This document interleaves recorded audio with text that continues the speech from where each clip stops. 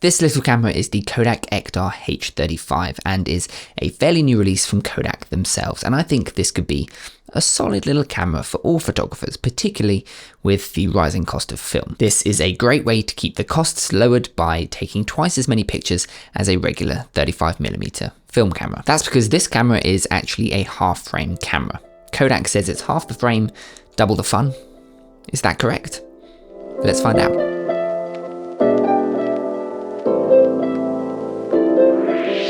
The Kodak Ektar H35, as I said, is a half-frame camera. What that essentially means is that with a regular roll of 35mm film, you get either 48 or 72 exposures, depending on if the roll is a traditional 24 or 36 exposure roll of film. It is a fully plastic camera, it's reusable, so you can shoot as many rolls of film through it as you like, and it does have a battery compartment that takes one AAA battery. That AAA battery is required because the H35 actually has a built-in flash, which at this price point is a big bonus. Just as a note though, you can use this camera perfectly fine without the battery, but you won't be able to use it with the flash if you don't use a battery. I actually didn't use the battery at all, used it as a traditional camera, and it worked fine. The camera costs around £50 here in the UK, so it's somewhat comparable to other beginner point and shoot film cameras such as the Rito Ultra Wide and Slim, the Olympus Trip 35, and another one of Kodak's offerings, the M38. The H35 is the most expensive of those options, just to note, most likely because of that built-in flash and the fact that you get twice as many images for each roll of film. One of the great bonuses of a half-frame camera is the ability to try and tell a story and craft a narrative with the two adjoining images. Perhaps you might show two angles of a subject or take two images that feature similar colors or similar patterns of light. It opens up many creative avenues to try and tie two images into one another. Before I talk more about the camera and get more technical with the specs and what it's like to use, let's take a look at some of the images I took with this camera. Some of these were designed to be seen as pairs and in a narrative, like I said. Some were purely just to test the image quality from the camera, so don't look too much and too in detail into the pairings of the images. Sometimes it was conscious, sometimes it wasn't.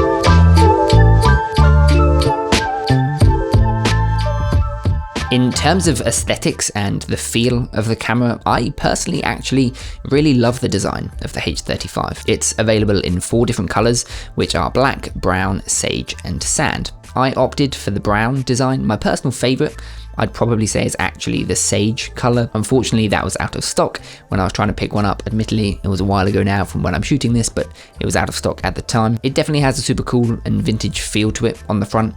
It's a camera that definitely looks like it would belong in the 1970s or 80s, and so if aesthetics is something important to you when buying a film camera, I'd say that this ticks pretty much all of the boxes. In terms of the feel of the camera when using it, it's definitely on the lighter side, weighing in at just 100 grams and only being 62 by 110 millimeters tall and wide respectively.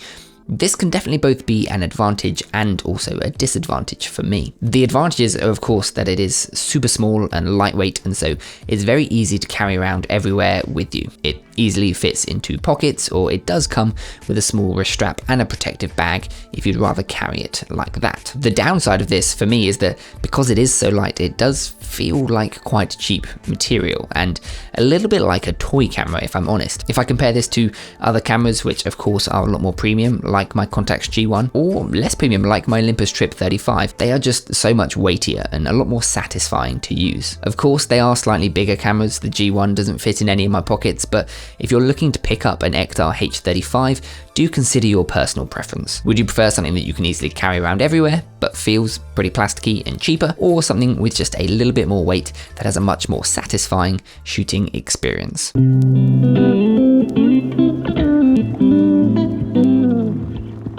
Using the H35 is a very simple and hands-off experience. There is Absolutely zero input needed by the photographer, other than deciding whether or not you're going to use the flash. On the camera body, you have a shutter button on the top, as well as a slightly raised bubble that tells you how many exposures you've taken with the camera on your roll of film. One thing just to note for this, the numbers do go up with every single frame that you take, so they do go all the way up to 72. It doesn't move up one number for every 2 images that it takes, which is what I initially thought. I don't know why, it's my fault. Clearly I should have read the manual, but that's what I thought when I first shot with the camera. It resulted in the first roll of film being half a roll of film and the second half being completely blank.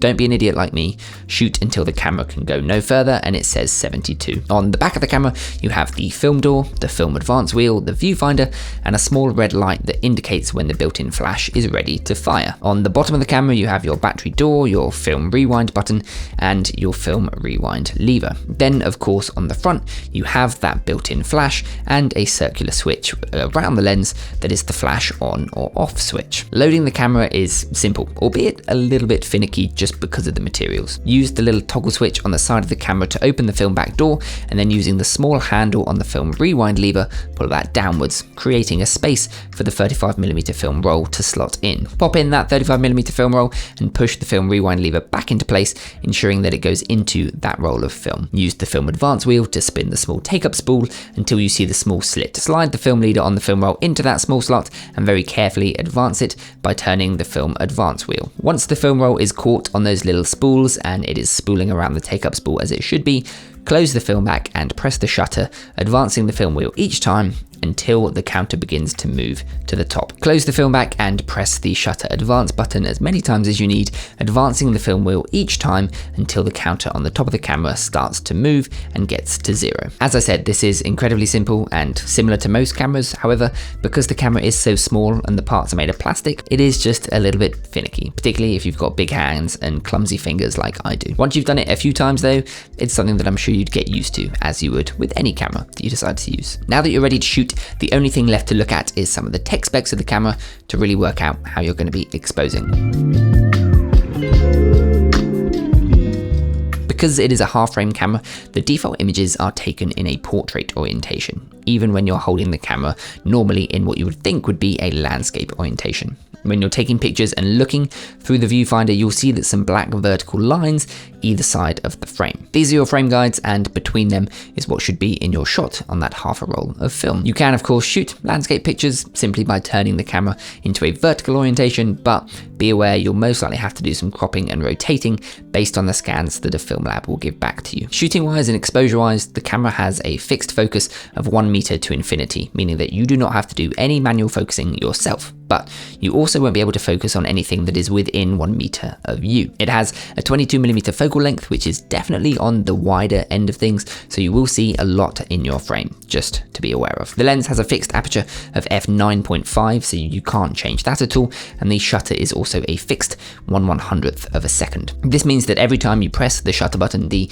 exact same exposure is captured every single time. So if you're shooting on a super bright day or a super gloomy day, you have no exposure tools on how to compensate for how bright or dark your subject is. The only way that you can compensate for this is by using the flash or not using the flash. For beginner photographers, this is a great hands-off way to get into film photography without worrying about lots of customizable settings and buttons. But for experienced photographers, you're very limited with the tools that you have at your disposal to be able to make some really quite good images.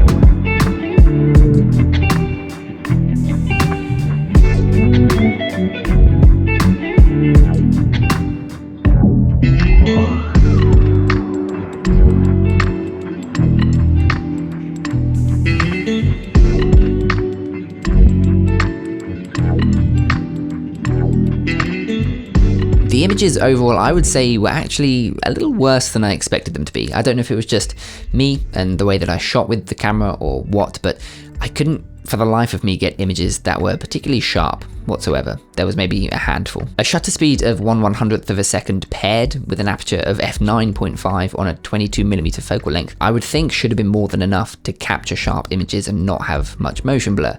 So I would imagine that it's probably just the cheap quality of the plastic lens that lets the camera down in that regard. But interestingly, there was actually quite little vignetting in the corners of the images. Perhaps due to the nature of it being a half-frame camera, I don't know if that has an effect on things or not, but the camera definitely gives off a pretty clear aesthetic though. It's a consistent nature of blur and sort of, I would say, lack of quality to the image that I guess if it's a stylistic choice, then maybe it's perfect for you. Maybe that's what you want from the images, but ultimately it gives a very repeatable image, I think, but just not a particularly great one. Definitely the flash could help with freezing motion and getting sharper images.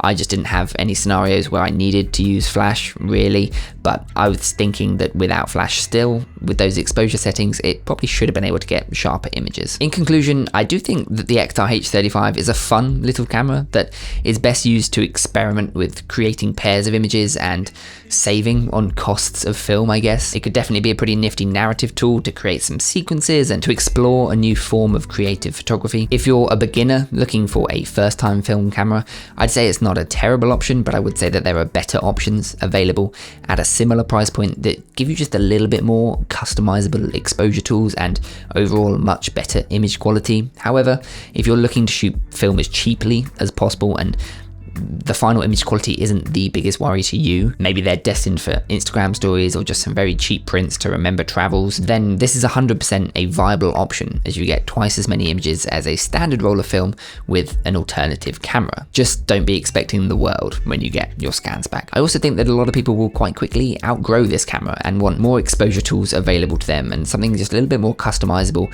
to really dial in the look of the image that they want. If you think that could be you, maybe check out my video on the Olympus Trip 35. I'll put a card and a little link in the description as well. I definitely want to challenge myself to create some kind of cool narratives, and so I will be keeping this camera around and maybe setting myself a challenge soon to shoot one roll of film purely of images which I'm matching together in some sort of way, be that light, color, whatever, but making a narrative out of half-frame photos. That is all for this one. Let me know your thoughts in the comments section down below on the Kodak Ektar H35, and I'd love to hear from anybody who has used this camera. Do your conclusions match up with mine, or have you found a way to actually get some pretty good and sharp images from it?